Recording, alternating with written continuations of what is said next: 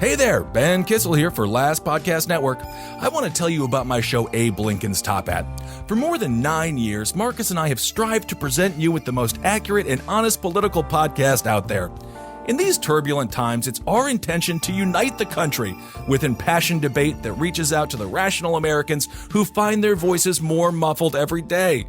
Every week, I use my political science background, my experience running for office, along with my lifelong passion to stand up for the downtrodden, the wrongfully accused, and the invisible man and woman to bring you news like you haven't heard before. Let's face it, traditional news has failed us. We promise to always tell you the truth the best we see it, and I personally guarantee to not be swayed by hyperpartisanship, but be guided by facts. To listen, search Abe Lincoln's Top Hat on any podcast platform or go to lastpodcastnetwork.com and find it under shows. Hail yourselves, everyone. Now back to Last Podcast on the Left. There's no place to escape to. This is the Last Podcast On the left. That's when the cannibalism started. What was that? Father Marcus. See, yes. It has been, I believe, 10 years, 20 years since I've last confessed. Brings you to me, my child. Oh, I don't want to know this. Jesus came to me last night, but I don't think it was Jesus because it was an Indian man. And he said to me, I'm not the devil. And I was like, great, cool. Cool. Mm-hmm. But then he told me to remove my pants, Father Marcus, and he told me to put my butt, forgive me, Father Marcus. You're forgiven. Your butt, please. On my wife's grandmother's wedding dress. And I'm believing it was Jesus Christ, even in the guise of a browner man than I expected. Yes. That wedding dress now looks like a zebra costume. All right, well, that's not good. It was not my fault. Well, and also, Possession! Okay, well, this is the Last Podcast on the Left. I am Ben Kissel. That's Henry. You're Marcus Parks. That I am. No kidding. And then we have Henry Zabrowski over here. Yeah, I'm over here. I know where you are. All right. Well, You know what I'm doing. I know what where I'm you doing. are. Yeah, I'm over here. We're finally getting spooky again. Yeah. It feels good to be back in the pocket, to be back deep down in the pockets Oh, yeah. of ghosts and spectacularies. we got a bunch of stuff going on here today. This story is, it's new to me. Yeah? And it's quite interesting. It's the murderous possession, the Michael Taylor story. So one of the things that we really didn't get into with our West Memphis 3 series was what we personally believe to be the real motivations and the circumstances behind the murders. And we're still not going to get into it, but it's the opinion of at least me and Henry that the way the boys were tied up was simple misdirection, something to make the murders look ritualistic. Now, before you start yelling and punching your computer screen, this is our opinion. This is what we do believe. This is a part of what we say is that we do believe that maybe it was done by a person of the dumber persuasion. Let's say the stepfathers of one of the children. We're not going to get deep into it, but a part of it is that they did that to sort of throw the trail off for detectives, saying that the reason why they were tied back was so it would look super spooky, and they did it in the most half-assed, dumb way possible. All right. Yeah, this is just this is a bit of a peek into the phone conversations that me and Henry have together. A peek into the yeah, but phone what about the yelling? conversation. You meant the yelling, and then me just being like, Marcus, I have to get off the phone. I'm in the middle of shit. Right. I think we got the yelling pretty well understood. Now, our reasoning is that the ligatures suggest that the West Memphis 3 child murders were lust killings, something that's more in line with like a Bundy. But none of the evidence that usually accompanies a lust murder was present. So therefore, it stands to follow that the whole point was misdirection. Okay, makes sense. Yeah, Marcus. Yeah, yes. Okay. Of course, that's just our opinion, so we Our don't really opinion. need to argue about that. Well, the whole I'm not show going is to argue just our about it, and I opinion. will do whatever it takes to prove I'm right in a court of my law. Okay. So we figured this week, in honor of Halloween, we'd give you a few stories, but one in particular about murders in which the perpetrators explicitly said that their murder or murders were infernally influenced. Yeah. All right. Like Kissel's need for beer is technically internally influenced. Infernally influenced means we're talking about the fucking devil. Yeah. Again. We're talking about the devil, though, but this is not suggestion of the devil's involvement in the crimes. think We're it talking is. about the devil has shown up in the form of, I'm not going to say the capital D devil like Anton LaVey knows. They're talking about the allegorical devil. We're talking about Beelzebub and his legion of demons who come to Earth in order to create mayhem and macabreness. All right, there's no way that's not real. So murders blamed on demons or the devil, whether these murders are supernatural or not, are rare, but not quite as rare as you might think. Really? Not as rare as they should be. In fact, we've had a fairly recent mass shooting here in America in which the perpetrator said the devil was behind the whole thing. And by the way, I totally forgot that this mass shooting even happened. Which one was it? Kalamazoo. Ah, the Kalamazoo. Okay. The funniest named city one. Oh, great. Horrible. In February of 2016, an Uber driver named Jason Dalton shot and killed 6 people. Jeez. In the span of about 5 hours in Kalamazoo, Michigan, opening fire at a Kia dealership, a Burger King, and the parking lot of the local Cracker Barrel. This is horrible. This is why, if you got the Uber app, delete it, go to Lyft. Always. Lyft is better. No, Lyft, they make you sit in the front seat and talk to you. They don't make And you then one sit in thing the front seat. I No, guarantee you no Uber driver or Lyft driver looks at you and is like, hope he sits in the front. I guarantee you. They know entertainment's about to roll through. They know the circus just got here. But the lobby of a Cracker Barrel is where you're supposed to be safe. Yeah, that's a sanctuary. Oh, yeah. Well, this is the parking lot of the Cracker Barrel. That's also a sanctuary. Yeah, it was, what this guy did, he took a couple of guns. It was people that were in their cars, and he took guns on both sides and just started firing into the cars and killed 4 people at the Cracker Barrel. Shit. That is, they just wanted to go out for a nice middle class dinner. Yeah. And this guy's a maniac out there. And the whole time this guy was doing this, he kept taking people on Uber rides, kept accepting fares. And people, they kept giving him that nervous, hey, you're not the killer, right? And he just said, no. Nothing is more convincing to the answer to the question of, well, you're not the killer, right? Than just a man staring forward going, no.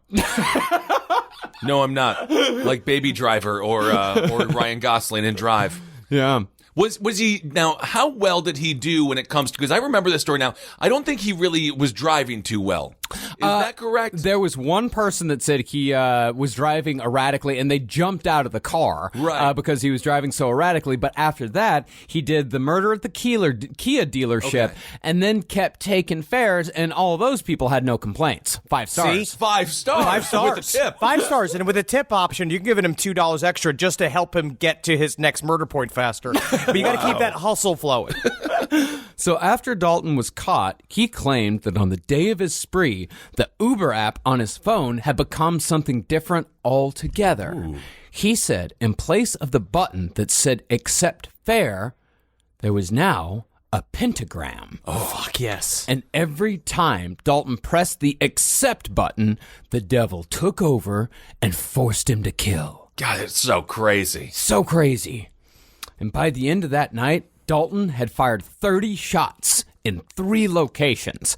And the answer to every question police asked him was simply that the devil had made him do it. I mean, it makes some sort of sense, like if you want to believe, because he did technically make him do it. It also, if we do want to believe that there is a massive New World Order plan going on, what a very interesting and intense metal way of decreasing the surplus population by then sending evil Uber notices out. Very interesting thing about that, if you want to bring in the New World Order, Dalton said that the pentagram was actually the Order of the Eastern Star, which is a Masonic symbol. All right. Well, I don't know if this is the NWO here. I don't think that it is. It's probably the Kalamazoo Taxi Organization. It's the taxi union that is messing with the Uber apps. And, of course, this was great news for the taxi union. I don't think it is. I think it's terrible news for the goddamn taxi union. I don't think this is good news for anyone. The taxi drivers have been maligned for so long. Robert De Niro is taxi driver. Taxi drivers are thieves and they'll do anything to fool you. No. They have had a negative reputation because of Mr. De Niro for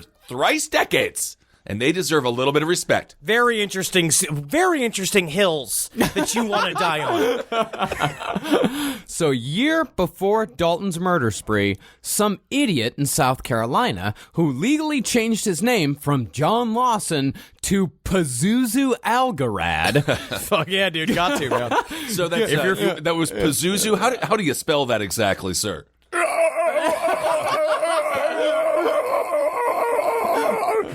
P-A-Z-Z-U. Okay, we'll do Pazuzu. Sure. Well, Pazuzu claimed that an evil spirit had inhabited his body, and that evil spirit made him kill a harmless widespread panic fan with his girlfriend Amber. You can't... Again, to all hippies everywhere, never go to a second location. No. I know you're having fun right then, and then you just took the poppers, and so you got the head rush, and so you feel like nothing can go wrong, that the vibes of the panic are going to take you to nowhere but heaven, nowhere but places but you and your Birkenstocks can tap dance or do your weird wiggle, white people cargo shorts dance that you do. But it will end up in your death. Yeah, That is sad. And Pazuzu did have white guy dreadlocks in one of his mugshots. Have you seen, well, one of the more famous things about Pazuzu Algarad was that they released the policed video tour of his home. Yeah. And if you watch it, I mean, he...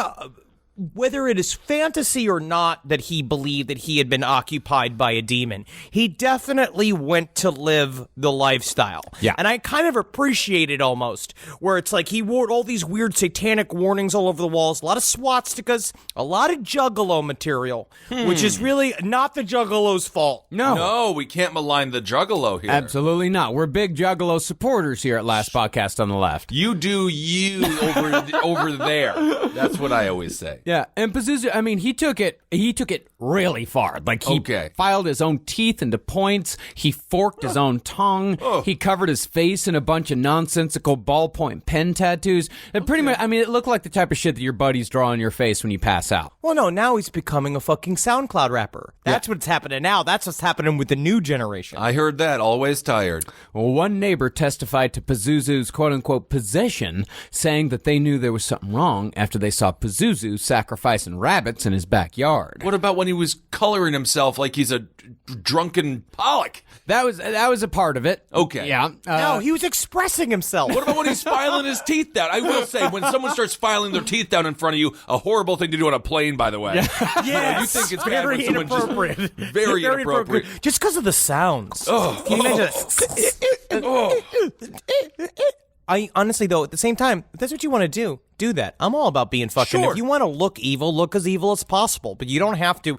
But I will say there's something. We'll get into this because we're going to talk more and more about possession as a topic. And there's something to me about the idea of it being 50-50. So if you're willing to walk the walk, if you're willing to really go all the way, and from a magical standpoint, when you build a sort of shrine to a demon that you believe is occupying your mind, in a way, you're making it real.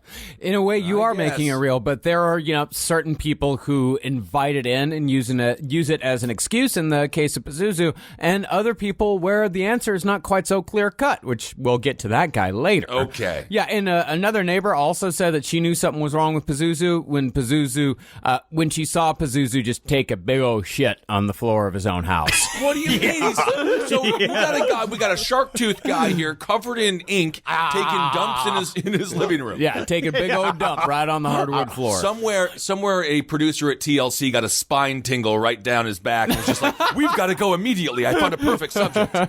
What I was really searching for in my new home was an open concept bathroom where any room can be a bathroom, because that's what the devil told me to do.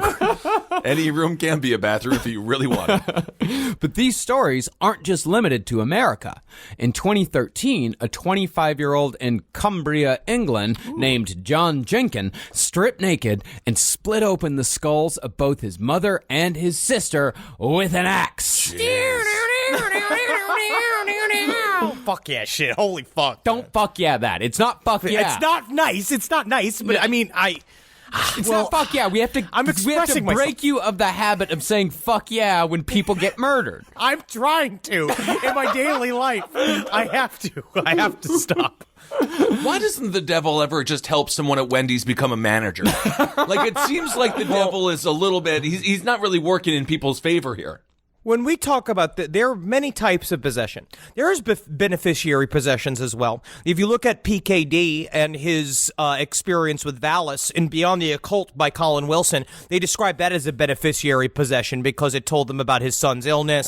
It helped him clean up his whole life. He did that kind of shit. That's happened again and again. And for the audience, PKD is Philip K. Dick. Yeah, I was about to clarify as well. I had to go through my Henry like little brain and just be like, what does PKD mean again? Go through the Henry glossary and pull out PKD. Yeah, you understand. You're learning. Well, this guy, John Jenkin, he told multiple people that he was gonna kill someone and that Satan was behind it all. The night before he killed his mother and his sister, he reportedly told his friends, quote, I am the devil. And I need to confess. I don't know if he said it like that. I don't know how you say that. How do you say it? I'm the devil and I'm going to confess. No. He was... I am the devil. You know, I need to confess. I'll tell you what, I'll go right out and say it. I need to confess. What do you do if your friend says that to you? I mean, you just laugh it off and keep on drinking, I guess. Sure.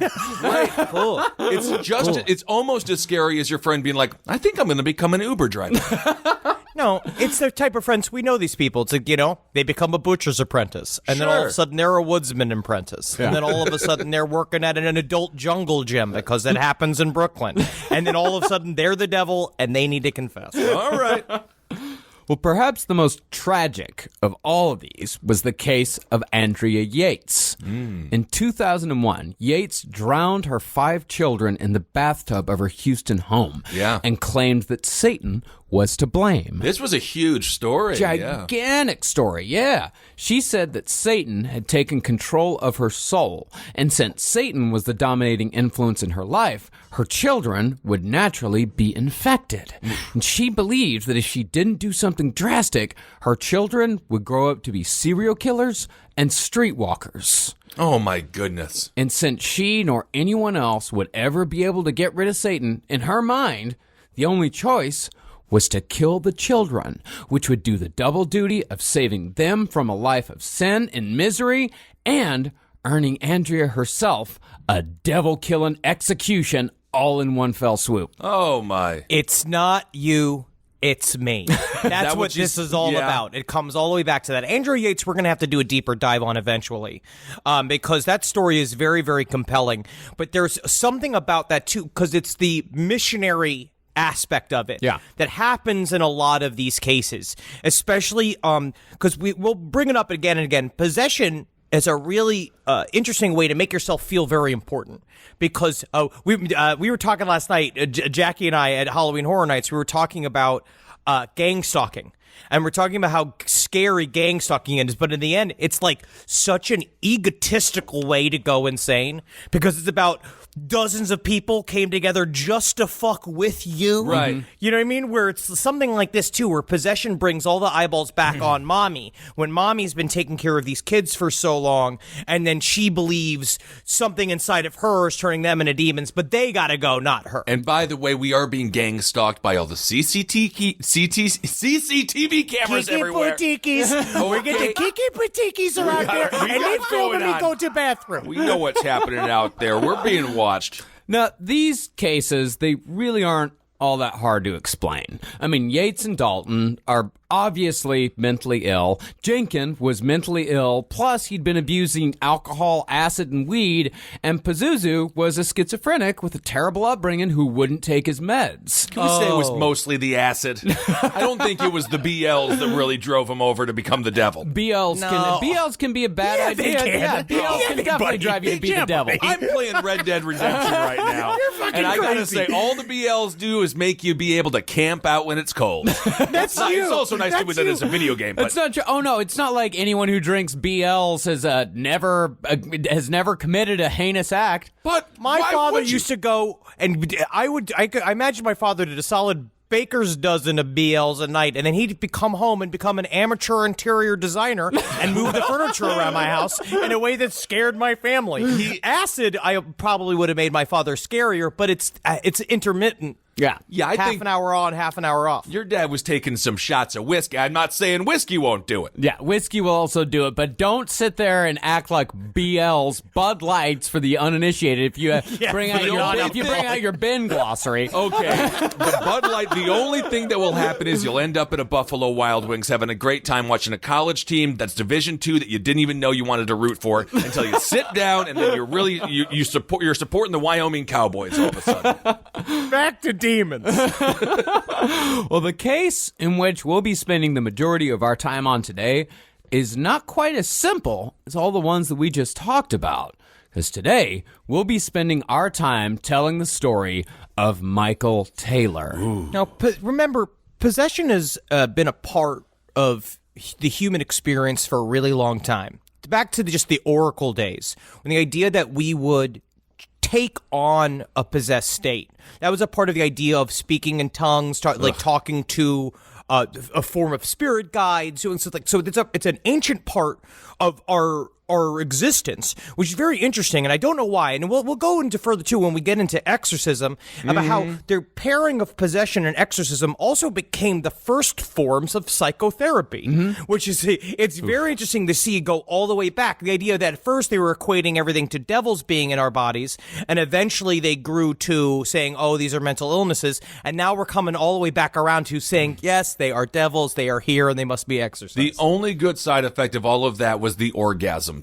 When doctors were just like, we're going to give you an orgasm, that should cure everything. This is true. Growing up, possessions were 100% real. Yeah. We used to watch borderline what seemed to be snuff films, but they were not. They were given to us by the church, and they were all grainy and stuff like that, almost like the autopsy footage that Fox showed that one program. Yeah, the alien autopsy. We used to believe that it was real growing up, which made The Exorcist a hell of a documentary. Yeah, definitely. So, 1974, 31-year-old Michael Taylor of Ossett, West Yorkshire, England, committed a murder that was so ferocious and brutal that many believed that the only explanation was true demonic influence.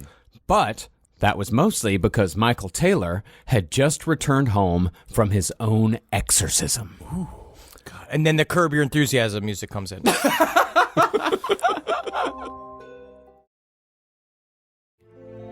But before we get into the story itself, let's acknowledge our main source today for the Michael Taylor story, The Sussex Devils by Mark Heel. And I got a lot of information from Beyond the Occult by Colin Wilson, which is another must-have book for the student of the occult. Colin Wilson does such a good breakdown of sort of the psychic as undiscovered science activity version of possession. He has a couple of good chapters on possession in this book.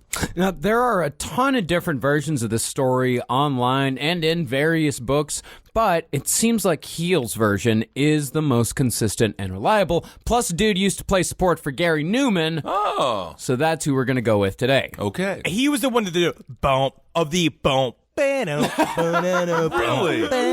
That's him. Honestly, me, Marcus, and our friend Sarah Richard are the only people I know that are direct, actual super fans of Gary Newman. Like, I am guy. a gigantic Gary Newman fan. Yeah? Yeah. Sure. Why wouldn't you be? Yeah, I'm sure there's also our friend Andy Org is also a gigantic We Gary can Newman name fan. all four fans. We could do this all episode long. So, unlike most people who are involved in possessions and exorcisms, Michael Taylor was not a particularly religious man prior to the events of fall 1974. Now, he did live in a highly religious town called Ossett in Yorkshire, which Yorkshire is pretty much, it's like England's version of the American South. Cool. Very agricultural, very religious. But neither Michael nor his wife, nor their 5 children, ever attended church, nor were they even, quote-unquote, spiritual. But they were around it, and they were around Right. the lifestyle of the church, because it seems to be in England, from what I understand, it's kind of sort of similar. Anglican is similar to sort of Lutheran, where it's way more about like the hanging out than it is about the actual Mass. I'm speaking out of my ass, but it seems that I think that from what I've read, they always talk about normal and being proprietary, being proper and shit. Lutherans are pretty chill. Protestants are intense. Yeah. Catholics are somewhere in the middle. Anglicans Catholics is are Protestants. are the worst of the fucking Yeah, Catholics bunch. are the most intense. No, they're not as intense as the Protestants. What do you mean Protestant? Do you mean like Baptists I'm and talking Methodists? straight up people who don't do any of the wine is grape juice. Oh, yes. Yes, you're Catholics right. will they'll like have Catholic fish fries on Friday, for example. Everyone just gets hammered and eats a bunch of fish and thinks they're being pious.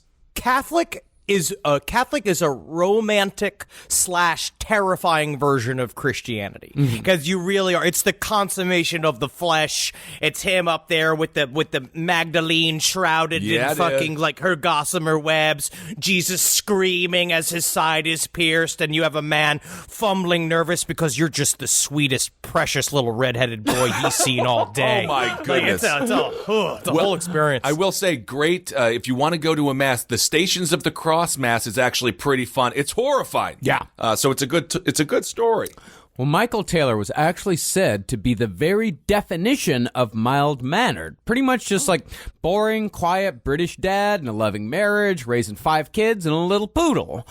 But that's not to say that Michael didn't have problems. Everybody's got problems. Yeah. See, England in the 70s was a pretty piss-poor place to live because a lot of the country was out of work. There was a huge economic depression. And even some of the people who did have jobs, they could only work, they actually reduced it, made a law that you had to have a 3-day work week. And because of chronic back pain, Michael, who was a butcher by trade, had an even harder time finding work than most. And because he had a hard time finding work and because his back was constantly killing him, Michael was prone to bouts of depression. Thinking maybe a way for me to fix a bit of a pig in it.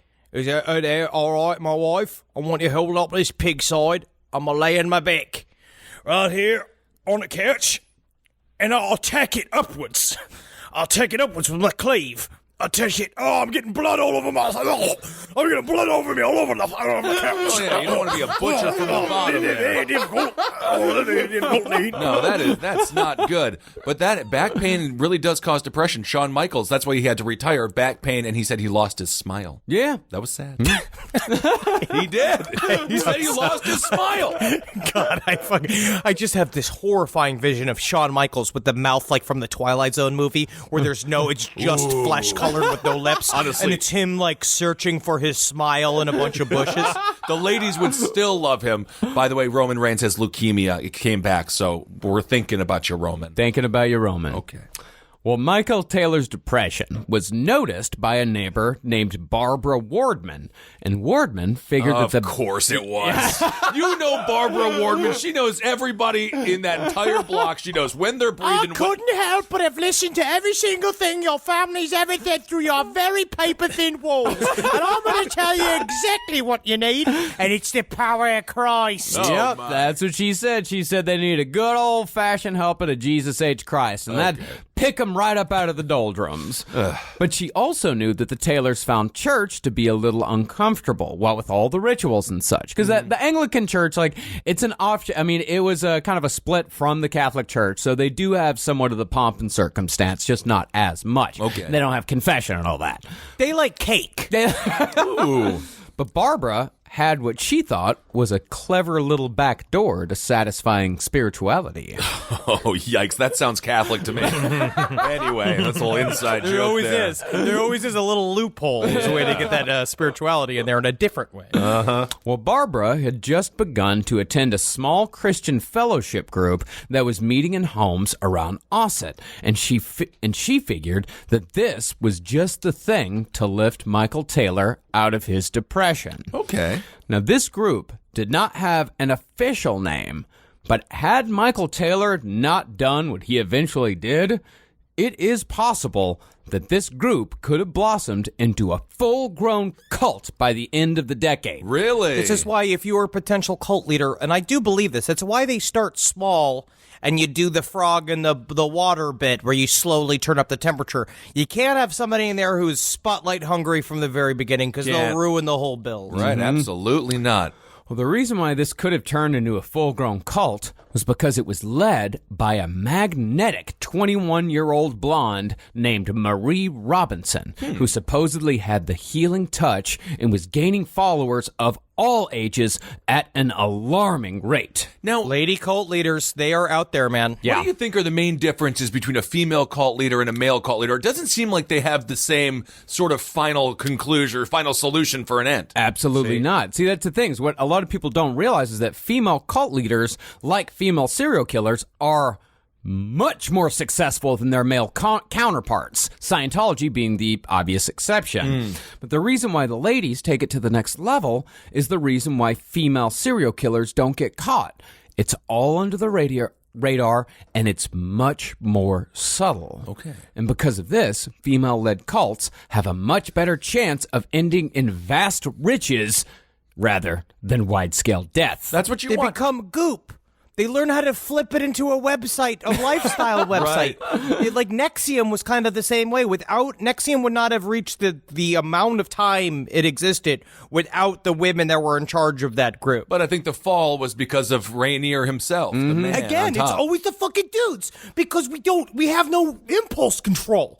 Where it's like a Marie Robinson, she knows exactly the gentle way. Mm-hmm. She can talk everybody into the loving arms of Christ with a little touch of the knee, a little peck of the lip, a little bit of a petite four. That's what they like. They're little tiny little tea cakes, and she's sweet as a pie. Yeah, I don't like you doing that accent with that mustache. That is confusing me. Oh, yikes. Well, for an example of a female cult leader. Okay. Michael Taylor's leader, Marie Robinson, was a direct spiritual descendant of Amy Semple McPherson, who founded the Foursquare Church here in America back in the 20s. Okay.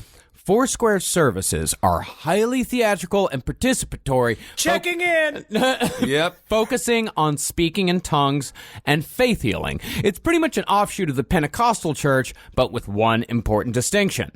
Amy McPherson was in charge. And at the height of her fame, she was just as well known in America as Babe Ruth. Really? Yeah, then As she the would babe. also make the same rounds with Babe Ruth to the children's hospital, give them the old nips of whiskey so that they could sleep better. Yeah, that probably would have helped him back then. This whole faith healing thing, we used to go to the church that did all the faith healing. People had real problems like MS and stuff, and it never worked. No. But they kept on going back. So Yeah. they should have gone to the doctor, I think. I mean, Amy and her followers, they were so successful throughout the decades that I could drive less than 10 miles north, south, east, or west from the house where I grew up, and I'd hit a small town with the Foursquare Church. Really? Oh, yeah. Rochester had one. Weinert had one. Haskell had one. Knox City had one. Weinert- Mundy had one. Mundy and Weinert had Henry, can you believe that? All the way to Mundy. Mundy and Weinert both had Foursquare churches. Can you believe that? Yeah. Weinert got the church. But, huh? and the amazing thing is, like, Weinert had less than 200 people, and they still had a Foursquare Church. It's just so sad that your town didn't. No, Rochester did. Oh, Rochester Yeah, did. I didn't grow up in town. I grew up 7 miles outside of town. Okay. Yeah. And that's like, Weinert was one way, Rochester was another way, Knox City was over there, Haskell was over there. And by the way, we have a listener out in Mundy. So, hey, how you doing? Oh, hey, Hey, how you doing, our single listener in Mundy? Mundy. How's the come and go? Mundy. It's Monday, but it's spelled with a U, and it's pronounced Mundy. I hate Mondays. Maybe they have that for a Garfield, t-shirt I or remember. something. I don't know. They don't have any Okay, T-shirts kinda. that are specific. Well, it could be kind of That fun. would be great. That's how Yeah. you bump up the name. You gotta bump it up. No, but then that's the thing is that you got to get the town that's the rival of Mundy to say I hate Mondays. Yeah, the Thursday. Flumpers. Yeah, you get the Gory to do that. Yeah, sure. Oh. Even though it seems a little ridiculous to imagine British people speaking in tongues, I think it's possible that Marie Robinson could have accomplished something similar to Amy McPherson had it not been for the road bump of Michael Taylor. Okay. I do declare, Rimple Frumple, Moray, Musnugdaggy. Oh, this is simply embarrassing. All I could think of was just Rumby Pumby Dumby, Rumby Dumby, Rumby Bumby, Rumpy Tumpy. This is the last I don't acceptable know. racism that can exist. Either way, in 1974, the few people that Marie had gathered were already all in behind her, and the Taylors were primed to join the flock.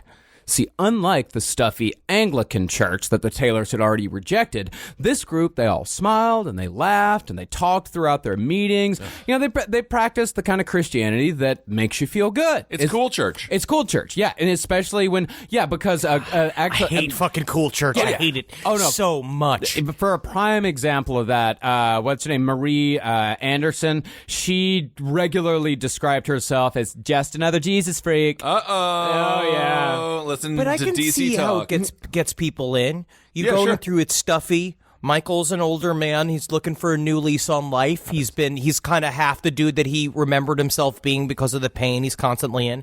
And you walk into this place and it's like sunshine. Yes. And at the center of it is Marie. And maybe sometimes Marie doesn't wear a bra because she's just kind of natural. Like, Well, you don't know. she's she British. loves the tambourine. Yeah.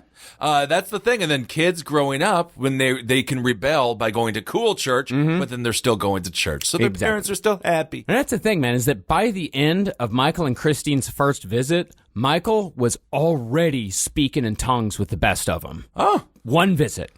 Now, one version that I read about this visit on the internet concerning that night said that Marie Robinson called upon the congregation to see if anyone needed healing. Ooh. As we said, Michael suffered from debilitating back pain, so he volunteered. He figured, fuck it, let's give it a shot. And Yeah, man, fucking let's rip that Band-Aid off right here. It's like, let's give it a go. Let's rip it off. Let's see what happens here. And so he started walking to the front. And Marie, she started walking towards Michael, but she stopped instead at an old lady named Mavis Smith, who was just sitting there weeping in her seat.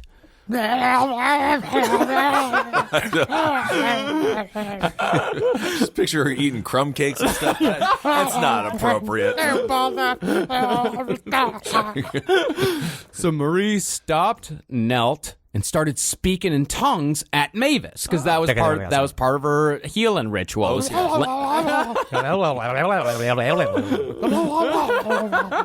Then, to everyone's surprise, Michael Taylor dropped to his knees out of nowhere and started doing the same. Whoa. Yeah, so they're both talking in tongues at this old lady who's just sitting there crying and crying. Yikes.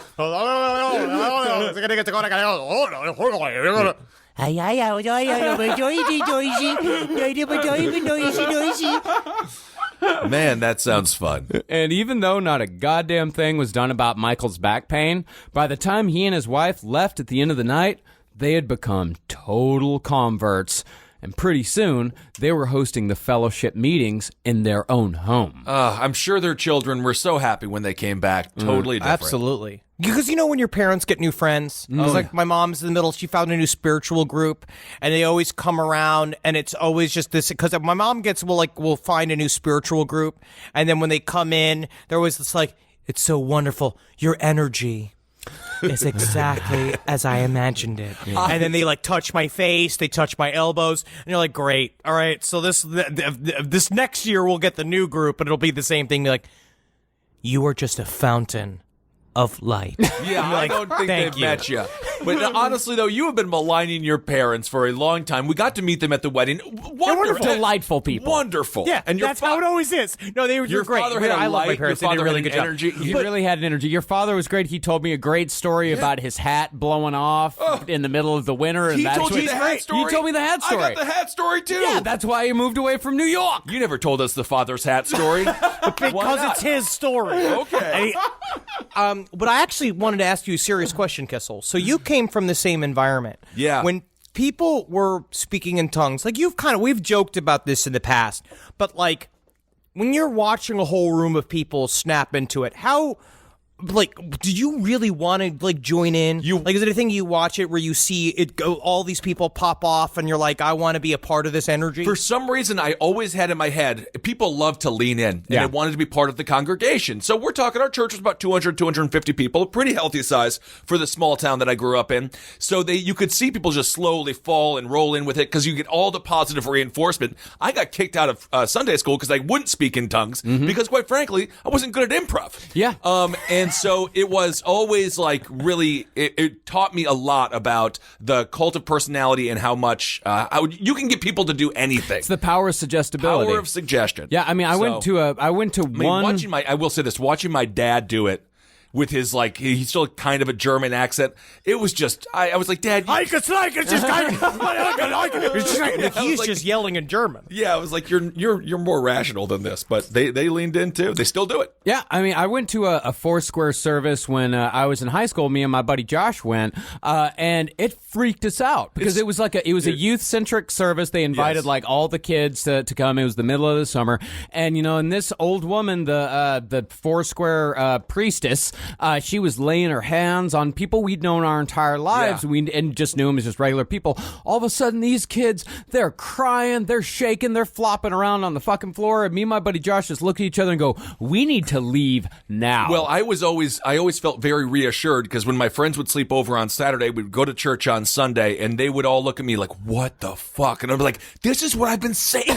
It's so creepy, dude. But I told Marcus this story before the show. I went to get my hand to get my head to do the lay on hands thing. Yeah. For God knows what. I was like maybe 11 years old.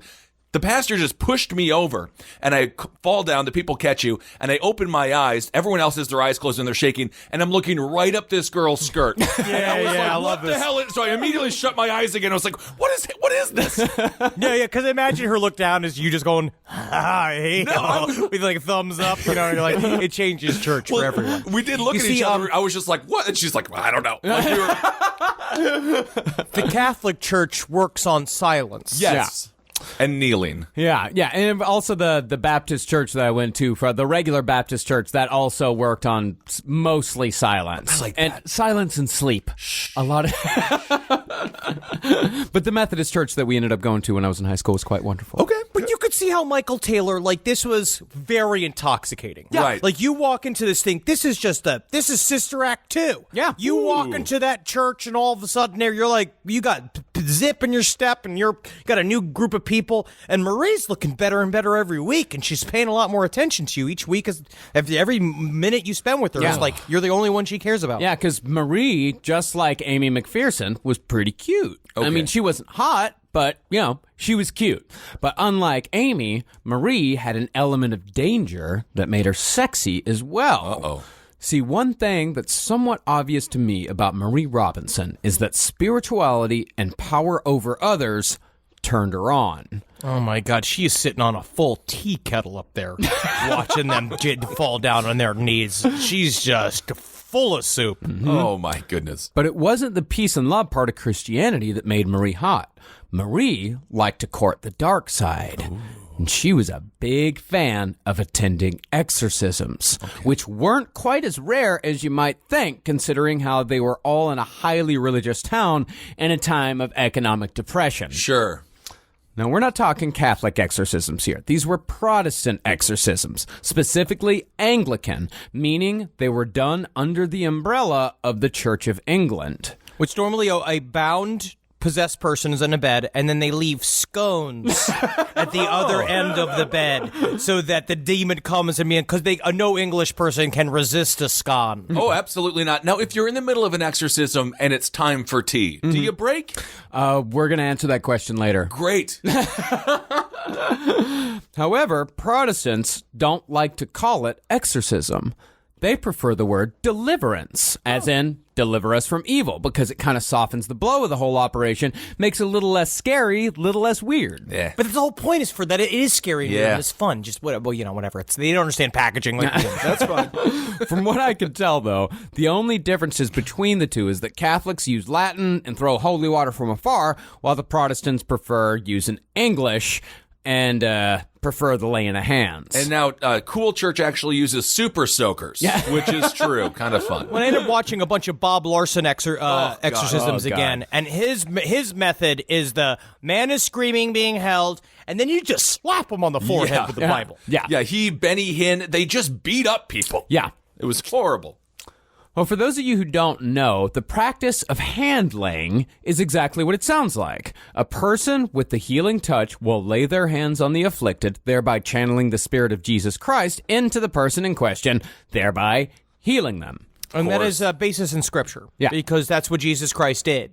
Jesus Christ went and all of the first stories of a part of his ministry was exorcising demons from people. And he'd go and stick his thumbs on their eyes and like play with their mouth and shit. And they go, ah. And he's like, I'm fixing you, bro. Well, it seemed to work, I guess. Well, the Anglicans, much like the Catholics, have a full set of guidelines for performing their version of exorcism, which those guidelines, not so coincidentally, meticulously updated in 1975 in the year following the Michael Taylor exorcism. They did an update, They huh? did a bit of an update. Interesting. Yeah, it needed a spruce up after what happened. Well, in these guidelines, it stated, among other things, that no exorcisms should be done alone, clear lines of accountability should be drawn at all times, and everyone involved must be covered by adequate insurance. It's like what should be done when you audition for a movie now. Yes. So God basically just changed the terms and the terms of agreement. Yeah. Interesting. Mm-hmm. Well, according to an interview with a modern English deliverance minister done by The Telegraph in 2015, anyone who wants to perform an exorcism these days has to attend a 4-day-long compulsory training course. God, I want to go so bad. Yeah. That's 4 days of talking about the devil. Yeah. And then lunch is fun because you're mixing with all these people and you're talking about the devil and you're being like, how many times have you seen the devil? And it's like, I've seen the devil 4 times. I mean, like, cool, man, cool. Salisbury steak's good. Well, they say that the main focus of this seminar is to tell if the person in question is properly possessed or just mentally ill. And they say they can differentiate between the two by making sure the possessed in question checks off 3 boxes. The person must demonstrate superhuman strength. They must have a knowledge of a language unknown to them prior to the possession. And they must have knowledge that was gained through supernatural means, as in they know personal facts about the people in the room that should be impossible for them to know. Okay. All of these are cool abilities if it also didn't involve you masturbating with a crucifix in front of your parents. Absolutely not. Interesting. Now, the act of deliverance, according to the Anglican Church, is only supposed to be done after the case has been examined and approved by a bishop.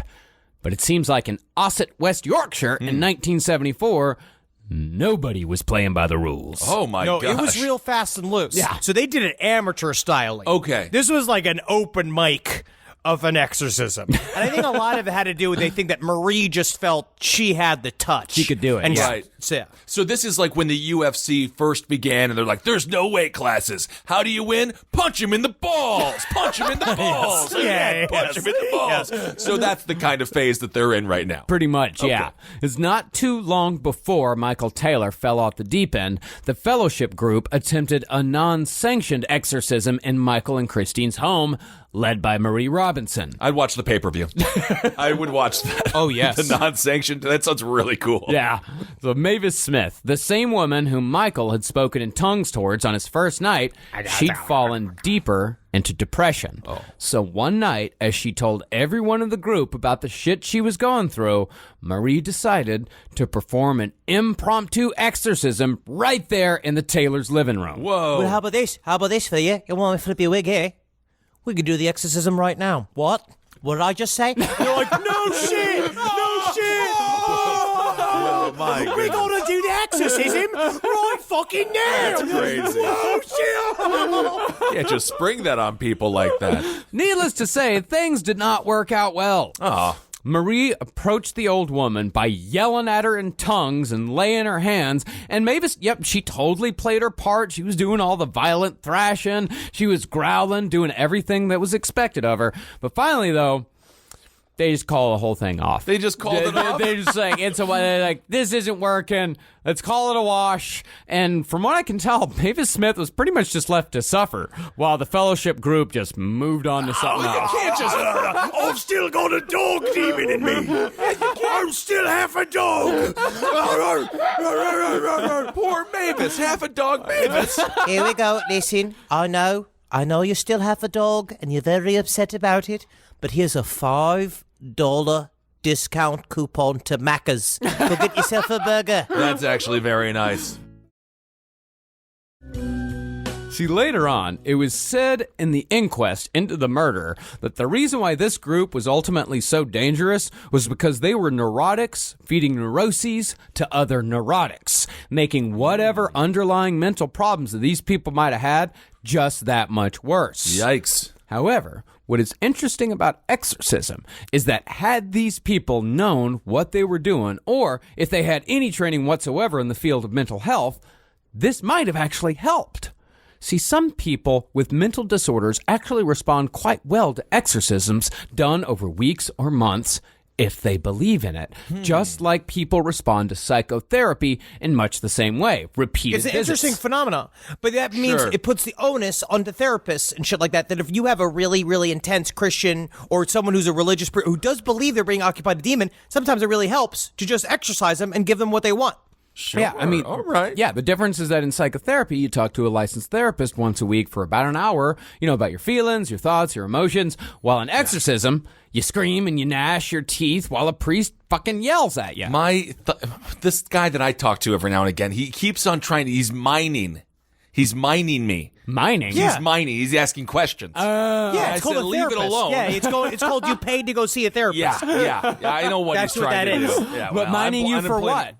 Information. For what purpose? Why am I the way that I am? Now I'm talking Yeah, about dude, it's not a foster police care. interrogation. It's just your It's an therapist. interrogation. Just give me my medication, please, sir. Well, while what therapy sounds reasonable, Okay. and exorcism sounds crazy, All right. it might just be a case of different strokes for different folks.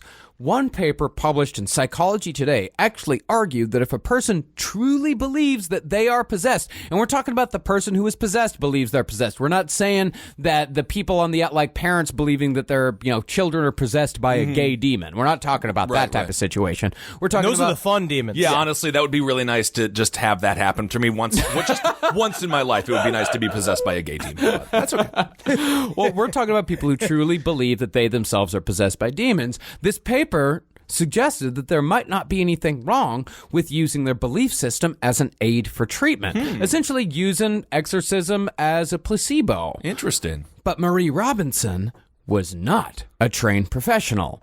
See, just like with psychotherapy, if you don't know what you're doing, you can easily make things far worse than if you just left it alone. I see. And this is where possession is a community story. It's something about the vibe she's setting up that I think it's either one or the other. Like, you could say she's perpetuating something that's fake, which is, if you want to immediately say that, sure. Or you can say she's fostering an environment where they talk about in possession. It's a lot of times, if it were going to happen, it would happen when someone's at a weak point. It would happen when someone is at either a physical weak point, spiritual / mental weak point, depressed, doing stuff where essentially you have eased up the borders, your psychic borders, to something that could come in and fuck with your mind. You're looking for any kind of help you can get. Yeah, and we're not necessarily saying that, when you loosen up those psychic borders, and we're not necessarily talking about the Christian devil or anything like that. We're not necessarily talking about religious devil. We have some interesting conversations on the collective unconsciousness, I would say. Sure. Demonic. The concept of demonic possession, which is the idea, which is a thing that started with, I believe, the shadow world that Jung was talking about, this concept that maybe if there are intelligences that come much like ghosts, because when you read about ghost activity, Beyond the Occult does a good breakdown of it. It's very, again, similar to alien abductions. You get paralyzed. You can sometimes move to another space. You could do all this stuff. You have the same kind of weird physical reactions. That maybe there's something that's like a daimonic, which is DAIMONIC, I believe, or DAE. I don't know. It's DAEMONIC. 11-year-old Henry Zabrowski, that was not the question we asked here at the National Spelling Bee. The word is Give me apple my tree. pizza! Okay, it's apple tree. But a part of it is that the idea that it's not just a Judeo-Christian version of possession. No. That there are other intelligences that can jump in, and a part of it, it's like maybe it's a version of borderline personality disorder, maybe it's something else, maybe it's different fractions of our mind that essentially are so different from our main consciousness that they are like other intelligences. Yeah. It gets very complicated. Yeah, and it could be that, exert or possession or something like that is something breaks in a person's mind, something comes in from the collective unconscious, and that's why people can suddenly speak languages that they've never heard before. All right. And it essentially something breaks in their mind, and it's too much. They get too much in. And of course, there's no scientific basis behind that. But you know what? I'll always say it. Fun to think about. Fun to think about. Those Yeah. are definitely words. We know that. We know that. Well, Marie, she was just kind of making up all this shit as she went along. And she was playing with forces that were far more dangerous than she realized. And I'm not even talking about supernatural forces. I'm just talking about human beings. But it wouldn't be long before Marie would find out firsthand just what she was fucking with here. Uh-oh. Now, after the failed exorcism, some of the shine of the fellowship group was starting to wear off for Christine Taylor. That's Michael Taylor's wife. Because the whole experience freaked her out enough to snap her out of the good feeling wave that had swept up both her and her husband. She's got to get a W here. She's got to channel her inner Aaron Rodgers, tell everyone to relax, and got to start winning. And that may be why Christine started to notice that her husband was much more interested in Marie Robinson than Jesus Christ. Uh-oh. And it seemed like Marie was doing her best to encourage it. This is much worse than a demonic possession, having your wife speculate that you like somebody more than her. I would rather be possessed by every single demon in the history of demons. Well, Christine walked in more than once to find her husband, who had been nothing but loving and faithful throughout their marriage prior to this meeting. Uh-oh. She'd find him with his hands on Christine's shoulders and his eyes fixed solely on Marie, saying this was all under the guise of, quote-unquote, prayer. I don't know prayer, about that. Then Michael and Marie started meeting up for private rituals in which they'd stay up all night together just making the sign of the cross at each other because they were convinced that the full moon would bring evil every time it hung in the sky. So they needed to protect each other from that. Okay, her concerns I'll tell you valid. something, Marie. These nights have been so special with you, and I know the moon is evil. Yes, the moon is evil. But you ever look up at the moon and think that moon, it looks like one half of a great big giant butt? Yes, I do. Kiss me under the milky twilight, lead me. And they're just holding each other's hands and they go, fuck the devil, fuck the devil, fuck the devil. Well, that's kind of romantic there. Oh, yeah. Well, pretty much everyone in the group was well aware of the sexual tension between Michael and Marie. Well, now, how is Michael going to pull... He's a father of, what, 5? 5, yeah. And so Yeah, he's got but to he's be not this... dead, man. Yeah. Just because he's a father No, with I kids know doesn't that, but mean he she's doesn't feel these passions. Yeah, it She's doesn't a mean 21 just because he has 5 children doesn't mean he can't abandon them. No, I understand.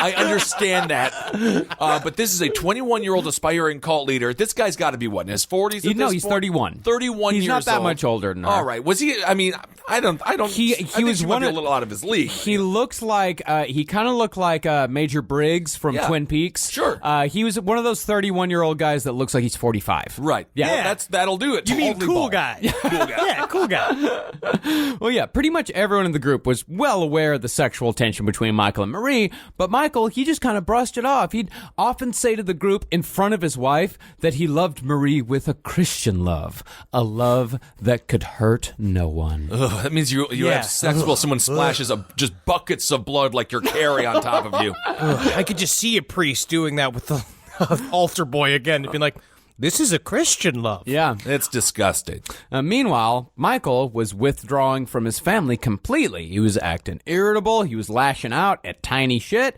and he was spending more and more time alone. So one night, Christine decided that she'd had enough. Yeah. And she called out both Marie and her husband at a fellowship meeting being held at the family home. Honestly. Oh shit! Oh shit! This is the best fellowship group I've ever been fucking a part of, guys. This is fucking sweet. There is definitely like a couple looking at each other being like, this is getting good. This is finally happening. I told you we should keep going. Yeah, this is great. Now, some say that Christine straight out accused Michael and Marie of infidelity, but I think Mark Heal's version of events is probably closer to the truth, if only because it is much more awkward and much more human than a dramatic accusation. Okay. So after Christine brought up the up till then unspoken sexual tension in front of the whole group, she suggested that Michael and Marie should go alone in a room upstairs with everyone else waiting outside, and they should resolve what was going on between them once and for all. Well, that's not a good solution. That you just straight up, because you could see Michael just being like, "Are you serious?" So we go upstairs alone, me and Marie here, alone. Yeah, the both of us, and we resolve our sexual tension upstairs. Yeah, seems like a right fine idea. I don't know. That's a trick. This turned out to be another bad idea. Yeah. According to Marie, as soon as the door was closed, Michael went in for a kiss. See, Michael, he most likely thought that this was the beginning of a sexy new life with a blonde 10 years younger than him, and he'd be able to leave his boring, unemployed with 5 kids life behind him. But that wasn't the game that Marie was playing. Really? Definitely not. What? See, she understood that sex appeal was an important part of what she was doing, but the point of her little cult, unlike cults led by males, was not sex. Ooh. Yeah. Yeah, Marie only wanted power, or at least that's what it seems like. So when Michael made his move, she gently let him down and told him, "You should go back to your wife." Right, boy. Oh, listen, sixpence none the richer. I thought that it was going to be you and me forever living on a lily pad. I wanted to live on a lily pad with you. Now, at first, Michael accepted, and they hashed it out for a few more minutes, and then the two of them, they asked both Christine and the rest of the congregation, come on upstairs, come on, we figured it out. But instead of just kind of downplaying this extremely embarrassing situation, right, where he could have come out and said, we talked, and we kind of see what you guys are saying, so we're just. I realize that this is entirely inappropriate, Yes, and I have a family, and she's my church leader. Yes, His reaction should have been that makes sense. I got that. Okay, that works. Yeah, but instead of that, Michael blew it out. He came out and he said a miracle has happened. Uh-oh. We have both overcome our passions. And of course, everybody was like, I don't know if that's what happened. He's up there. He's just being and what's important to remember is if you give up love to Jesus Christ, if you give it up to him, he will fix it and make sure you ain't horny for your priest anymore. You're just out here. Meanwhile, he's got a full boner in his jeans. We don't know if he had a boner in his jeans. Well, we don't know. Who knows? But so his miracle, or what this miracle was supposedly, is that a 21-year-old was no longer attracted to a 31-year-old father of 5 who had a wife. That's the miracle? That was the miracle, that they had both overcome their passions. That's the easiest miracle God has ever had to pull off. Yeah. If you lower the bars for miracles, it's just oh, wow, what a miracle. I got 3 sips left of my LaCroix. It's amazing. God is real. Wow. Yeah, and no one bought it. But as the mood just started to kind of settle into a quiet awkwardness, something changed in Michael Taylor. Uh-oh. Now, suddenly, the mild-mannered family man who had developed an unwanted crush on his fellowship leader just kind of left. And what replaced him, as Marie later described to the police, was something bestial and inhuman.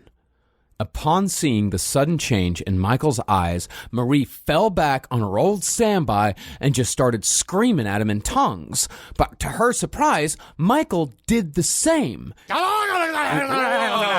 We've got ourselves a tongues fight! Yeah, and up till now, this is all goofy shit. Shit's about to get real serious here. Oh, gosh. Because think about this, right? This very awkward thing has happened. They're all trying to figure out a way they're all sitting in a room together, and you can just see Michael, making frowns. Yeah. He's sitting going and then all of a sudden, in the middle of her being we're not horny for each other anymore, Marie just starts going, this is fucking... weird shit. Yeah. Real weird. It's silence. His face drops, and she just starts screaming at him in nonsense. He starts screaming back at her in nonsense, and he later said that an evil force took over, and that he suddenly had this vision of Marie standing in front of him, naked. And when he looked down, he was naked as well. Then he blacked out. Ooh. What Michael missed was a full-on physical assault. He slapped Marie, then tried ripping her apart, started pulling her hair, and he's screaming in tongues as the rest of the prayer group, including his wife, is trying to hold him back, trying to pull him off. And Marie, she's just cowering in the corner. She's just saying Jesus over and over and over again. She's trying to fend off the attacks the best she could until finally Michael was pulled away. Michael came to his senses, and the police were called, but no charges were filed, and everyone just went home. Well, what do you do back at the house? I don't know. What does Christine say to the kids when it comes? They were at Michael and Christine's house, so everyone else never just do left. this shit in your house. You gotta go. Yeah, that's really awkward. Like when a couple has a fight in front of you, but this is a lot worse than that even. Okay, time for us to go home. Go. No, dinner isn't over yet. I made a creme brulee. Okay, well. Of course, this part of the story is pretty simple to figure out. Man develops a crush on a girl rejects man reacts like a childish animal because he doesn't get what he wants. And as such, we are by no means excusing Michael Taylor's behavior here. It's hard to believe that Michael Taylor would have reacted like this had Marie Robinson been leading a Bible study group where they all just sat in a folding chair circle calmly discussing scripture. See, when Marie Robinson introduced exorcism and demons into the group, she opened up a dangerous fucking door, as this was obviously a group of highly suggestible people looking for someone to tell them what to believe. And when Marie introduced the concept of demons, inhibitions that may have prevented Michael Taylor from acting like this were suddenly subject to the supernatural. And he, just like a lot of people in this world who commit terrible acts, he could now blame it all on the devil. Then, to make matters worse, Marie showed up on Michael Taylor's doorstep the morning after the attack to tell him that she forgave him for what he'd done because he hadn't been in control, which completely confirmed that it was not Michael, but the devil who actually did it. And then, can you imagine being Christine Taylor? This woman fucking shows back up after all of this shit and just get the fuck out of here. We're done. We're done with this shit. Yeah, because that's what Christine Taylor said. She had enough of this shit. And I think that Christine and Michael had quite a long discussion after the prayer group had left that night. Wouldn't want to Tell be me, in that. Michael, I got a fun little question for you. You possessed by the devil now? No. Right? You possessed by the devil now? Tell me again. I want to see it. I want to see it again. You tell me, look me in the eyes. Are you possessed by the devil right now? No. So we're going to go watch American Horror Story? We're going to catch up with the new season? Can we just go back to doing that, please? Yes. Oh, that's not so bad. Haunting on Hill House, by the way. Very good television show if you want to binge that. Very good. I would recommend it as well. But yeah, so Christine Taylor, she just told Marie Robinson, you need to get out of here. You need to get out of here. You need to leave us alone and never come back. Okay. But even though Christine Taylor was trying to minimize the impact of Marie Robinson, the damage had already been done. Uh-oh. And there were still other people in town who are about to make it a whole lot worse. Why don't the people ever make it better? Is that possible that they could do that? Yeah, I know, man. We're bad at it. I see. Yeah. So following the incident with Marie, Michael Taylor had a complete break from reality. First, he destroyed all the crosses and religious books in his home, reacting violently towards anything religious. After that, he started hanging around outside his house, acting erratically and telling his neighbors that he'd seen the devil. Uh-oh. Hey, what you doing, Phil? How you doing? Hey, lawn's looking great. Hey, I saw the devil yesterday. Yeah. All right. I could do a cartwheel, too. Whoa. Is that fun? I was like, I'm throwing French fries in the grass. I don't even know where I got the French fries from. I took them out of a garbage can. In England, they call them chips. Isn't that wild? Oh. Isn't that crazy? Yeah, and since this was a small town, word of Michael's behavior, including the night that he attacked Marie, reached the priest in charge at St. Thomas. That priest was Reverend Peter Vincent, who was a known exorcist in the Anglican Church who'd been performing deliverances for years on anyone whom he felt needed one. That is a coinkadink. Look at that. A little bit. And when he heard about what happened and what was still happening with Michael, Reverend Vincent became convinced that a demon was on the loose. So he and his wife took a trip over to the Taylor house. But when they got there, they found that Michael had flipped the whole thing. Now, Michael was saying that Marie had tried to seduce him in front of his wife. And in addition to that, Marie was actually a closet Satanist. What? And Reverend Vincent believed every word. And that belief was reinforced by his wife, who absolutely despised Marie Robinson and everything she stood for. Well, I mean, honestly, I wonder if his wife was like, you better just call her a Satanist immediately and denounce this woman. I mean, who knows? Maybe it was a dual plot. Yeah, I don't know, man. Well, both of them firmly believed that Marie had sicked a demon on Michael. Now, as MacLeod points out in the Sussex Devils, and I think this is important to remember here, before all this happened, Michael Taylor didn't even go to church. All this shit happened in the span of about 2 months. Now, is that a normal time, 31 years old, if you are like a schizophrenic or something like that? Would that be a normal? I thought it was the early 20s. It's much before that. This guy was not a schizophrenic. Okay. I do not believe personally that he was a schizophrenic at all, because schizophrenia shows up in late teens, early 20s. And he didn't show any signs before that. He had intermittent depression. And even then, it wasn't necessarily clinical depression. It was more conditional depression. Okay. And this guy, after never going to church before this, he was now becoming convinced that a Satanist had planted a demon inside his soul. Ooh. Yeah, God. Don't eat any of the food at the potluck. They might have a demon seed in it. But the thing was, at this point, Michael was at a crossroads. See, the Taylors, they were ready to go on a little holiday to try to clear their mind and return to the normal life they'd enjoyed before they met Marie Robinson and her little group. Nothing like a carousel to just make you not horny for your priest anymore. Yeah, absolutely. But Reverend Vincent, he had other plans. Oh, no. See, there wasn't a chance that he'd abide a demon in his own backyard. So when he heard that the Taylors were planning on letting it all go, Vincent got a neighbor to convince them otherwise. And that neighbor was the same one who had brought them into Marie Robinson's group in the first place. It was Barb. Hello there. I haven't seen me in a while. Barb. You know, you flush your toilets a lot, because I can hear him through the walls. I heard there's a demon in the house, and I've been talking to your priest, and we all agree.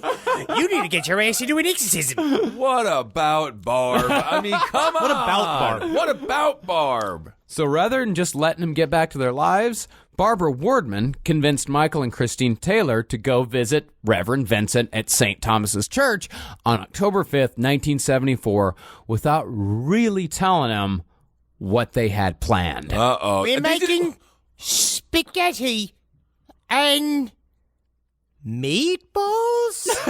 You gotta come by. Hold on. Friday, it's going to be fun. It'll be fun. They did a surprise exorcism? Yes. I don't know. man. Got There to. are very few things that should be surprise. Maybe a surprise baby shower. Yeah. The person knows they're pregnant, Yeah. theoretically. Surprise birthday. Yeah, you know it's your not birthday. my favorite thing, but okay. It's still in the realm of possibility. A surprise exorcism is one of the most horrifying things. Like, just imagine going, like, Marcus, come on over for a WrestleMania, but there's no wrestling on. And it's God. just all of us. And we're just like, sit down. Oh, no. No, honestly, it would be kind of cool, because I'd jump right in. Yeah. I didn't even go, bend the back. Your mother sucks cocks in hell. Your mother sucks cocks in hell. My mom's still alive. Well, Vincent, he'd come ready as well. He assembled a whole exorcism team, calling over a Methodist husband and wife exorcism duo named Raymond and Peggy from the next town over. This is great. Yeah. Love Raymond and Peggy, man. They got fanny packs. They're fully ready. It's all filled with all of their nooks and sundries for their exorcism. Well, Vincent's wife joined in as well, and they rounded it all out with a dude named Don James as an assistant. Hey, I'm Don. Hey. Me? I don't do anything. I got a couple of dozen seltzers here. Got some. You guys want any snacks or anything? I made a kale salad. I don't know. I'm done. Again, anything you need, just let me know. So they've assembled some sort of Avengers super troop here. Yeah. Of spiritual leaders, I guess. Yep. So when the Taylors showed up that night, the group sprung the trap. This was not just a friendly meeting. This was an exorcism. Hold on here, guys. Now, Michael immediately reacted by throwing his tea in the Reverend's face. Then he kicked the Reverend's cat, and then he punched him in the face as well. If you throw your tea in England, that's a felony. Honestly, You'll go to the stocks. that's attempted murder because they keep that tea at like 290 degrees. That's why they have to sip it. Yeah. So the team grabbed Michael, tied him up, and laid him down on some floor cushions in an office in the church and waited for midnight to come. Why did you schedule this for 9? If you wanted this to be a midnight thing, you could have had us come at 11:30 because now I'm just struggling here. I'm going to be struggling for 2.5 hours. You got me all mad? Yeah, and then Donna's like, at what point does this become kidnapping, everyone? Well, it was their professional opinion that there was an enormous evil emanated from Michael, and that evil was most likely because, unbeknownst to Michael, Marie had somehow pledged him to Satan. Oh, of course. So starting at midnight, the exorcism team took turns drawing the demons out from Michael Taylor. They made him confess to sins he had never committed, and when he confessed to such sins, they shoved crosses in his mouth. Wow. That'll work. Every time. Then they took the last cross that Michael owned, a wooden crucifix he wore as a necklace, and they burned it because they said that it had become infected by Satan. That was my cross. Please stop burning my things. I'm ready to stop being a devil now. I'm ready to stop. No, unfortunately, your couch, we also got to burn that. That has been infested. Please leave my things alone. My couch did nothing. It's always been there. You got that new it's flat always screen. supported me. New flat screen TV there? Possessed. Got to burn that. So after they burned his cross, they went down a list of demons that needed to be cast out, and they took care of the demons one by one. They took care of incest, bestiality, blasphemy, lewdness, heresy, masochism, and especially lust, as they'd all made their homes within the soul of Michael Taylor. And there's one demon just called Elton John. Very interesting. It's a little bit funny. Thank you. This feeling inside. And they just sit and let him do all of that song. But the thing was, they weren't saying he had necessarily committed all these sins. What they did believe is that without this exorcism, these demons would eventually cause Michael Taylor to commit each and every one of these sins to the fullest of their imaginings, using the same line of reasoning that Andrea Yates used to kill her 5 kids. Oh, my God. We're doing this for you. Yeah, this is all for you. Okay, this is spiritual pre-crime. Mm-hmm. Now, I tried looking up a few of these demons in both my dictionary of demons and around the internet to see who some of these guys were, and I got some very interesting results. Ooh. Byleth is said by some to be the demon of incest, but that might just be because of a 1972 Italian horror flick called Il Demone dell'Incesto, which, according to a reviewer named Humanoid of Flesh, has plenty of softcore sex and a whole bunch of full frontal nudity. Oh, okay. Noted. I got that. Thank you for the review. Now, I could find no demon specifically of bestiality, but according to many of the Christian websites I visited devoted to such things, it is likely that the bestiality demon is a cat, because there are apparently a lot of Christians fucking cats out there and blaming it on a bestiality demon. Don't fuck the cat. I don't really understand what's even so sexually interesting about a cat. Its asshole's so small. I know that it's supposed to be tighter. I guess that's good. I don't think it is good because it's screaming and clawing you the whole time, unless it's dead. Yeah. And then don't have sex with the dead cat. It will be dead if you do that. Yeah, just don't fuck the cat. Is this a PSA? Is this an advertisement? We've done this before. We're saying it again. We always have to whip this out every couple of years or so. A refresher. Right. Leave the cats alone. That was brought to you by the state of New York, paid for by Andrew Cuomo. Blasphemy, though, belongs to Bealberith. Blarberith? What is that name? No. Barbarous. Barbarous? Barbarous. No, he's Hell's Minister of Treaties. Why'd you give me the fat name? You know I'm fat. He is Hell's Minister of Treaties, Kissel. He is the notary for the devil. Then he's definitely fat. Notaries are notoriously large. Oh, yeah, he's the go-between when a man sells his soul to Satan. I see. He's literally what, for your pretty face is going to hell. Yeah. He is like one of those people where he'd go, where his job is to keep the files. Yeah. So he's an office worker in hell, so my obese claim stands. Yeah. And lust, of course, belongs to Asmodeus, who runs all of hell's casinos. Yeah, I want to go. Yeah, like Steve Wynn. Oh, my God. Welcome Playing to this- Wynn and Encore Resorts. Nothing but total opulence. This here rose sculpture has over 75,364 individual roses, each piece of crystal shipped from all over the world. Over 79,495. If you stay at the Encore or the Wynn Hotel in Vegas, they have this long thing with Steve Wynn where it's him describing each piece of art in the casinos, and then he goes and he names each tiny particle that's in it. And the best piece of art, this toupee that I'm wearing. But as far as Michael Taylor went, Reverend Vincent said that in all, he and his team were able to extract 40 demons from Michael's soul by the time the sun rose on Yorkshire, 8 hours after the exorcism began. Okay, pretty good, though. 40 in 8 hours, that's a pretty good pace. It's not bad at all. Yeah. Now, although 40 sounds like quite a few demons, That's a lot of demons. according to the Reverend, when the morning came, there were still 3 more to go. Okay. Oh, good. And as long as it's just the ones of like sleepy, sneezy, and hungry, then we're fine. The thing was, the deliverance crew, they were tired because they'd been up all night battling the devil. Oh, of course. That's exhausting. So I get it. It was agreed that all of them, including Michael Taylor and his wife, should go home, get a few hours of sleep, and they'd all meet back up that afternoon to take care of those last 3 demons. It's not a long 3 left. It's not a long game of Monopoly. Just finish the damn thing. No, they're tired. There's only 3 left. But if You they can got- get to those. If they did 40 in 8 hours, they got another 90 minutes of work to do. It's union. You don't think these guys are not union? Yeah, that could be. Well, demonologists know these last 3 demons as Aishma, Kaasimolar, and Voso. We know them as anger, insanity, and murder. Glad they saved those for last. Why didn't they get those out first? They were tired. Union. Man, they're fucking taking a break. But here's the thing. It was with the knowledge that these 3 demons were supposedly still inside of him that Michael Taylor went home with his wife that morning. And this... So they told him.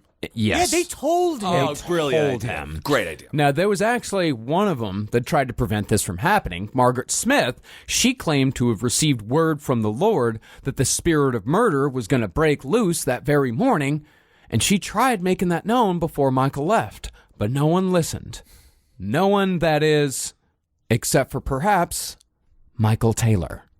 She does that every fucking morning. Could be. That's the thing, is that we've been having a good time here. This is when this story gets really fucking serious.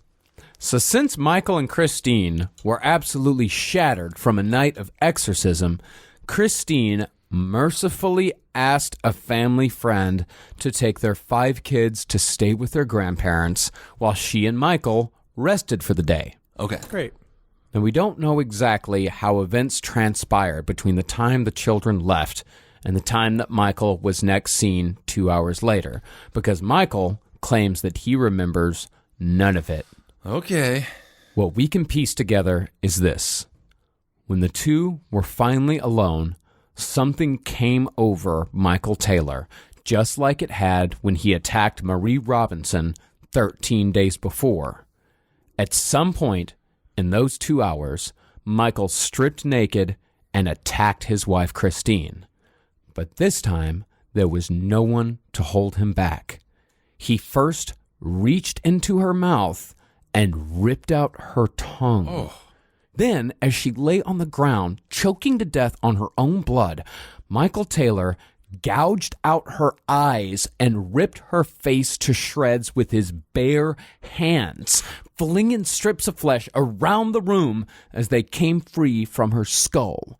He then turned on the family dog, ripping its legs from the sockets before pulling out its tongue and eyes as well.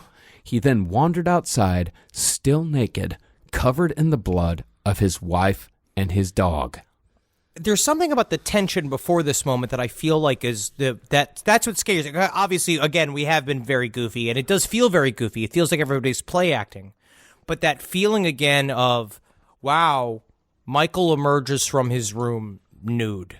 He is the guy they saw in the room before when he attacked Marie. Imagining Christine, who at this point, I wonder how she's even feeling. Because it seems like she's half in and out of the exorcism thing even working. Like, it seems like she's like, whatever's going to be, she's kind of railroaded into this scenario. And then all of a sudden, sees that same change. And that's got to be fucking mind-bogglingly frightening. Now, of course, the cops, they were called as soon as someone saw Michael Taylor wandering around. But none of the callers mentioned anything about blood. All they said was a naked man covered head to toe in red paint was wandering down the street. It's not a Mentos commercial. Yeah. It's never paint. No. But by the time the cops arrived, Michael had curled up into the fetal position on the ground. Now, it became very apparent to the first cop on the scene that Michael was covered not in paint, but in blood. Oof. And when Michael Taylor was asked whose blood it was, he started shouting over and over again one sentence. It is the blood of Satan! It is the blood of Satan! It is the blood of Satan! It is the blood of Satan! Satan is not a poodle. It is the blood of your wife and a poodle. Yeah. And when the verdict came down, Michael Taylor was found not guilty by reason of insanity. Wow. And was sent to Broadmoor Mental Hospital, England's most infamous holding pen for the criminally insane. Now, to some, the Michael Taylor case was proof that religion and spirituality in the wrong hands could lead to untold horrors. Sure. As if we needed more proof of that. Right. In fact, the debate as to whether exorcism should be banned altogether in England even reached Parliament. But to others, it was proof that demons were real. As Heel points out, many evangelicals had no problem with Reverend Vincent performing the exorcism. Their issue was that he'd stopped for a tea break. Every time. But you know what it is? But the Anglican Church came forward, and after this, they were like, we need to create more, we need to create an actual exorcism system. Yeah. We need to train people, we need to do with it. But the main push from within the Anglican Church to stop the exorcism schools from being made is that they said that it would destroy their idea of normalcy. Is that what they want is to appear to be normal and put together and not look like a bunch of people hysterically chasing after demons. So British Parliament was literally on the docket today is, should we ban exorcisms, followed by should we join the EU? What do you think, guys? This doesn't seem... And then be like, I believe we have, is this the wise Sir Penningham is here to speak on behalf of exorcisms? Yes, I would. Your mother sucks cocks in hell. Your mother sucks cocks in hell.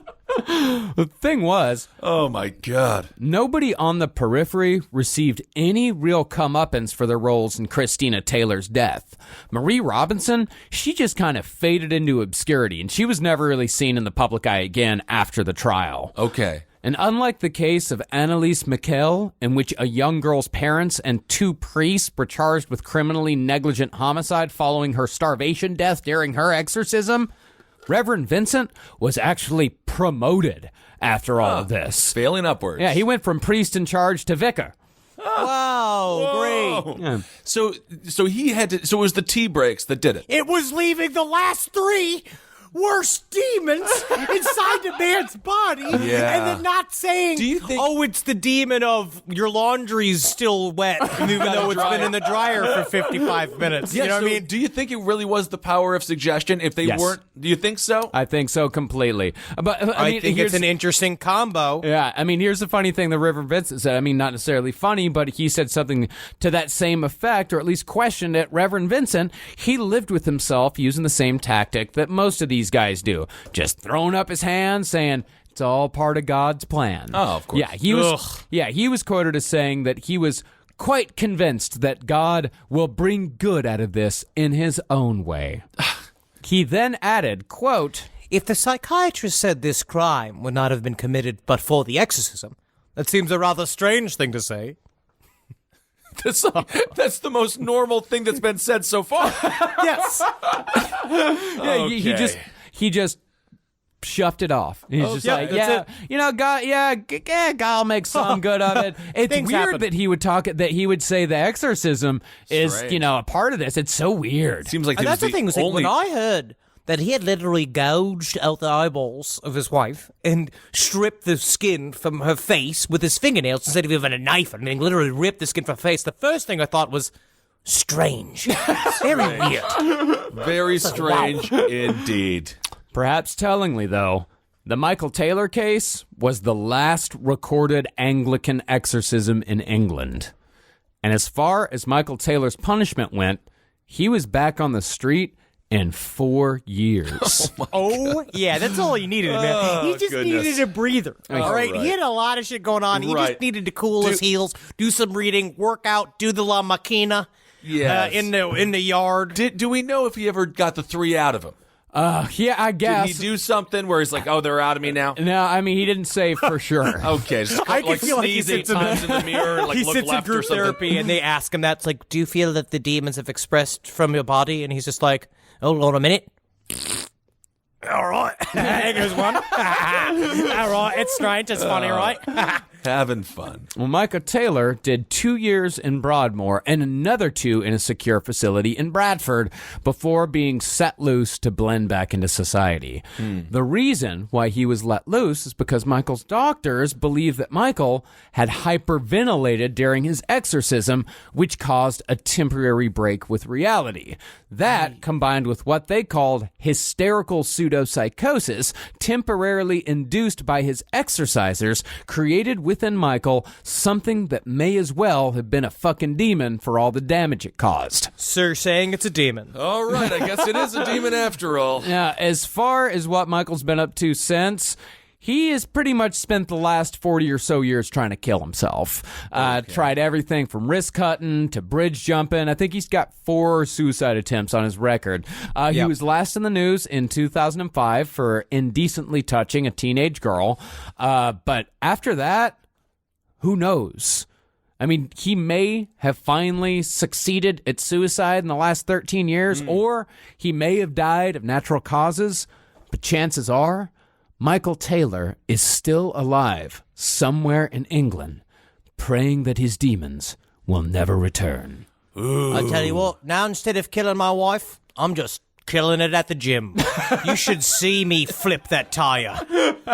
All right, there it is. The possession of Michael Taylor. A lot of things went wrong there. But Many everything things- that could go wrong in an exorcism went wrong. Yeah, absolutely. Many things went wrong. And I mean, this is a fascinating exorcism case because it doesn't necessarily have the speaking. It doesn't have like the strange languages or the superhuman strength or anything like that. Like this is a, Well, it although seems the- like an outside influenced outside influenced possession. Although it does seem like the ripping of his wife's face off and the tongue, that's a little superhuman. No, It's you a could do little that. lot. You It's could a go lot. home and do that to a human right now. Rip out the tongue? It's Either not- one of us two. It cannot be that easy to rip out a Any one tongue. of us can. You can do it. I can't do- Believe in yourself, Kissel. I think that it's interesting. I believe this is, again, it's a 50...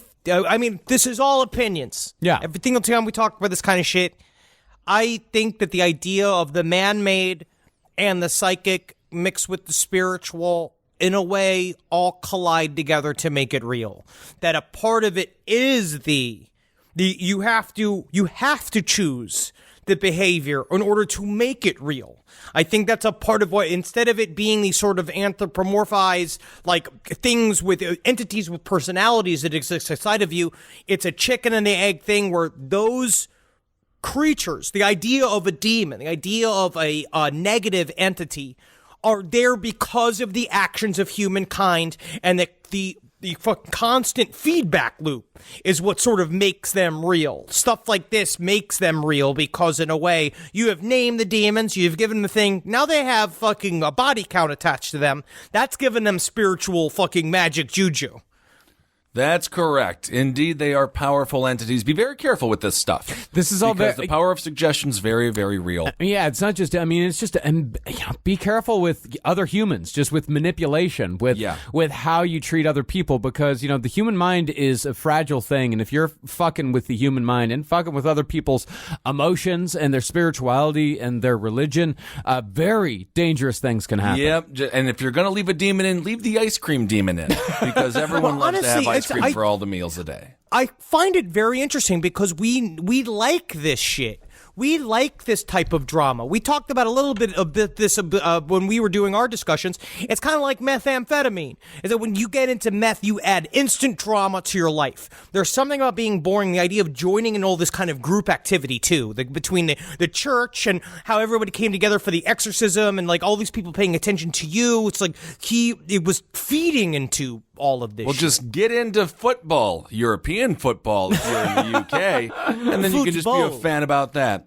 By the way, football also has a lot of body counts as well. Yeah. Speaking of energy there of people. All right, everyone. Well, thank you all so much for listening. That was great stuff. Yeah, man. Great story. What do we have to talk about? We have to talk about the little tour we're going on. Is everything sold out? I don't think so. I think maybe I know Chicago is, and Austin might be, but I think we still got tickets for Dallas, Oklahoma City, and Indianapolis. Dallas and Oklahoma City, that's going to be on the 7th and the 9th of November. Those are coming up very soon. Yes. We got the DC first. Well, DC is sold out as well. Yes, but it's important to remember, so we constantly remind people, DC's still on. We're there November 4th. And the rest of it's like, pick up tickets where you can get them because they will sell out. Yeah. And we're going to have a lot of fun. Yes. Cannot wait to see everyone on the road. Yeah, it's going to be, just go to lastpodcastontheleft.com and there are ticket links to all of our upcoming shows there. There that is. Anything else here? Indianapolis is on November 30th, I believe. Yes. Can't wait to go back to Indy. It's Halloween. This is the fun weekend because you get to party this weekend. So go dance, cavort, wear your mass, revel in your anonymity, and feel the presence of ghosts. As this Wednesday, the veil between the worlds is thinner than it shall be for the rest of the year. Too bad it falls on a Wednesday, but that's fine. That's fine. You know what? The demons can only do so much. When's the party? Is it this weekend or is it next weekend? I don't know. This weekend. You know what I noticed? For me, it's this Remember how weekend. The Simpsons used to always do the Treehouse of Horrors the weekend after? Drove me kind of nuts. Now they do it the weekend before. That's nice. So I think that's better. It's much better. Because once Halloween is over, now everyone's got Thanksgiving stuff up, and some folks even just jump right to Christmas. A lot of people jump right to Christmas. Yeah. But you know what? Yeah. If they want to jump right to Christmas, let them. Oh, I don't care. Do whatever the heck you want to do. Whatever the fuck it is they need to do. Yeah, I don't need to see all these turkeys all around making me all hungry every step I take. I just miss it's skeletons and then it's nothing but plump food. Yeah. That is like it's October to November is totally different. Skeletons great for my diet. Yeah. That's something to aspire to, which I'm not doing a good job of. That's fine. It's fine. All right, everyone, check us out on Instagram. Ben Kissel1, Marcus Parks for everything. Marcus Parks, Dr. Fantasty, Henry Loves You on Twitter. And then all the fucking what are bullshit. We? Last podcast on the left. All the things you can find Give us money on Patreon if you feel that we deserve it.